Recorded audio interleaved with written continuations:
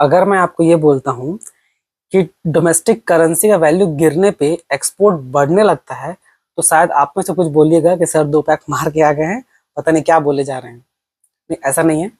जो हम बोल रहे हैं वो एज ए इकोनॉमिक्स 100% करेक्ट है। अगर डोमेस्टिक करेंसी का वैल्यू गिरता है तो नो डाउट आपका एक्सपोर्ट बढ़ेगा, ठीक है। और अगर डोमेस्टिक करेंसी का वैल्यू यानी रुपीस का वैल्यू अप्रिसिएट करता है तो आपका जो एक्सपोर्ट है वो थोड़ा गिरेगा, ठीक है। तो आपका मन में जो सवाल जो सबसे ज्यादा हिट करेगा वो यही है कि हम लोग तो रात दिन देखते रहते हैं न्यूज में, हम लोग आपस में लड़ते मरते रहते हैं न्यूज सुन सुन के कि भाई इंडियन रुपीस का वैल्यू गिरे जा रहा है, भाई अब $1 90 रुपए का पार चला गया है।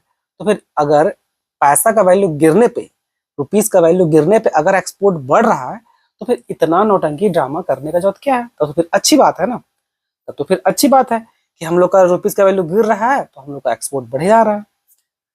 अब देखिए बच्चों, ये जो बात है ना, ये उन कंट्री के लिए सही है जो एक्सपोर्ट ओरिएंटेड कंट्री है।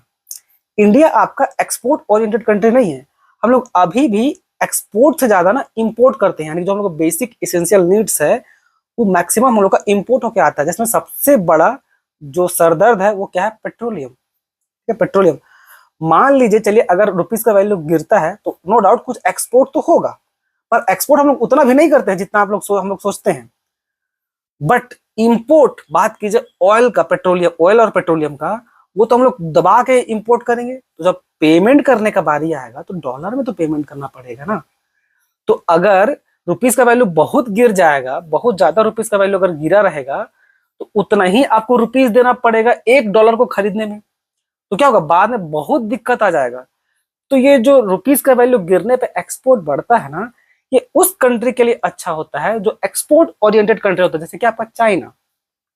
वो देखिएगा वो अपना करेंसी को हमेशा कंट्रोल में रखता है ताकि कभी भी ऐसा ना हो कि चाइनीज का वैल्यू, चाइनीज रुपीस जो है वो बहुत ज्यादा स्ट्रांग हो जाए। तो क्या होगा? अगर बहुत ज्यादा स्ट्रांग हो जाएगा तो एक्सपोर्ट बढ़ेगा नहीं उसका।